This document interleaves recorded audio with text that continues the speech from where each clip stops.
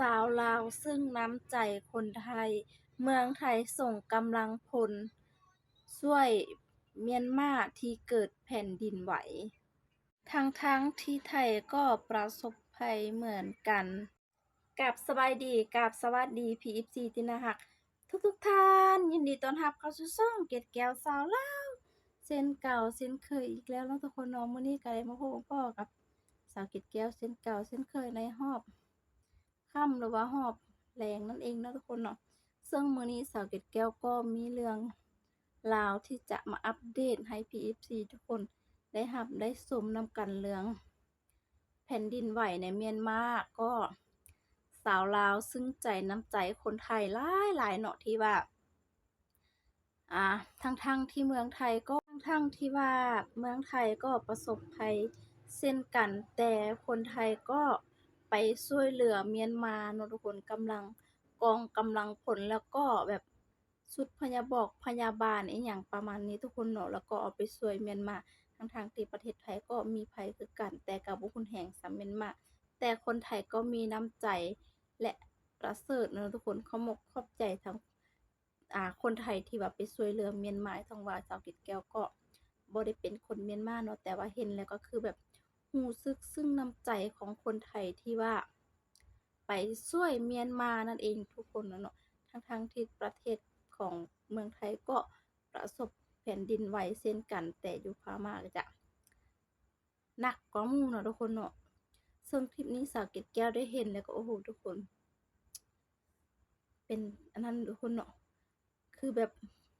ภัยพิบัติแห่งครั้งยิ่งใหญ่ทุกคนขอแสดงความเสียใจและก็เสียใจที่ว่าเป็นอย่างมันต้องเกิดขึ้นเนาะทุกคนเนาะทั้งที่อยู่แบบบ่ได้ตั้งใจหยังก็ได้มีแบบนี้เกิดขึ้นเนาะทุกคนเดี๋ยวทุกคนสาวเกร็ดแก้วมีคลิปเด้อทุกคนมีคลิปเมืองไทยไปช่วยพม่าหรือว่ากองทัพไทยเนาะกำลังเตรียมเครื่องระดมพลกันออกไปช่วยเหลือทางพม่านั่นเองทุกคนเนาะ เดี๋ยวทุกคนเราจะไปรับชมคลิปตัวนี้ไปพร้อมๆกันเนาะก่อนที่ไปรับชมสาวเกร็ดแก้วก็ต้องกราบขออนุญาตเจ้าของคลิปแล้วก็เจ้าของต้นฉบับเนาะที่ว่าเอาคลิปของเพิ่นไปเผยแพร่นั่นเองเนาะทุกคนเนาะก็ขออนุญาตจากเจ้าของคลิปก่อนเด้อทุกคนเนาะเดี๋ยวทุกคนเดี๋ยวถ้าหากว่าสาวเกร็ดแก้วว่าผิดพลาดประการใดก็ต้องขอโทษขออภัยในณที่ด้วยนะคะเนาะทุกคนเราไปรับชมคลิปตัวนี้เลยเนาะทุกคนเนาะไปกันเลย let's go จากประเทศไทยประกอบด้วยแพทย์ทหารหน่วยกู้ภัยและเจ้าหน้าที่ทหารอากาศเดินทางถึงเมียนมาแล้วเพื่อช่วยเหลือหลังจากเกิดแผ่นดินไหวรุนแรงโดยเป็นการตอบรับคำขอความช่วยเหลือจากผู้นำรัฐบาลทหารของเมียนมาที่เมียนมาก็เป็นเรื่องที่ประเทศเมียนมาเองก็ได้ร้องขอนานาประเทศได้เข้าไปช่วยซึ่งขณะนี้นะครับทางจีนทางสหรัฐทางมาเลเซียทางหลายๆประเทศได้เข้าไปแล้วนะครับประเทศไทยเราพร้อมวันนี้ถือว่าเร็วมากหลังจากเราได้ทราบข่าวนะครับพรุ่งนี้มาเลเซียก็จะเข้าไปนะครับอินเดียจีนและไทยเป็นหนึ่งในประเทศเพื่อนบ้านที่ได้ส่งสิ่งของและทีมช่วยเหลือร่วมกับประเทศมาเลเซียสิงคโปร์และรัสเซียขณะที่กระทรวงสถานการณ์ฉุกเฉินของรัสเซียรายงานว่าตอนนี้ทีมกู้ภัยจากรัสเซียก็ได้เดินทางถึงกรุงเนปิดอร์แล้วเช่นกันทีมกู้ภัยนี้ได้นำโรงพยาบาลเคลื่อนที่ไปด้วยและจะมุ่งหน้าไปยังเมืองมันทะเลซึ่งเป็นพื้นที่ที่ได้รับความเสียหายหนักใกล้กับจุดศูนย์กลางของแผ่นดินไหวโอ้โหทุกคนเนาะซึ่งก็มีหลายประเทศแล้วก็มีไทยอินเดียสิงคโปร์มาเลเซียแล้วก็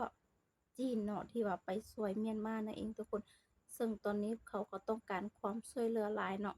รัฐบาลเมียนมาก็ขอความช่วยเหลือจากไทยเนาะทุกคนจาก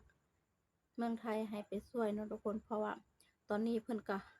บ่สามารถรับมือกับการแผ่นดินไหวนั่นเองทุกคนเนาะขอให้ทุกคนปลอดภัยแล้วก็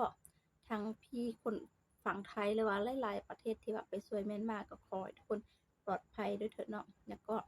ทุกคนสาวเกร็ดแก้วเห็นแล้วก็คือแบบเนาะทุกคนซึ่งแรงกับน้ำใจคนไทยที่ว่าช่วยเหลือเนาะเผื่อแผ่ทั้งที่สาวเกร็ดแก้วก็บ่ได้อยู่ในเหตุการณ์แต่สาวเกร็ดแก้วเห็นแล้วก็รู้สึกว่าคนไทยมีน้ำใจแรงแล้วก็มีน้ำใจมากเนาะทุกคนทั้งที่ประเทศตัวเองก็ประสบภัยเหมือนกันแต่ ก็ยังบ่หนักเท่าที่เมียนมาเพิ่นก็เลยไปช่วยเนาะทุกคนเนาะขอบมกขอบใจน้ำใจคนไทยสาวเกตแก้วเห็นแล้วก็ซึ้งหลายเนาะทุกคนเนาะเยี่ยมมากน้ำใจคนไทยเนาะทุกคนเนาะสาวเกตแก้วเห็นแล้วก็โอ้สุดยอดแฮงทุกคนเนาะสำหรับคลิปนี้ทุกคนสาวเกตแก้วก็จะได้ขอลาไปก่อนสาวเกตแก้วก็จะได้ขอลาไปก่อนทุกคนเนาะไว้เจอกันคลิปหน้าทุกคนแล้วก็ฝากเป็นกำลังใจฝากกดไลค์ฝากกดติ๊งๆเพื่อว่าพลาดคลิปดีๆต่อไปให้กับสาวเกตแก้วทุกคนเดี๋ยวเราจะรอติดตามข่าวของเมืองไทยที่แบบไปช่วย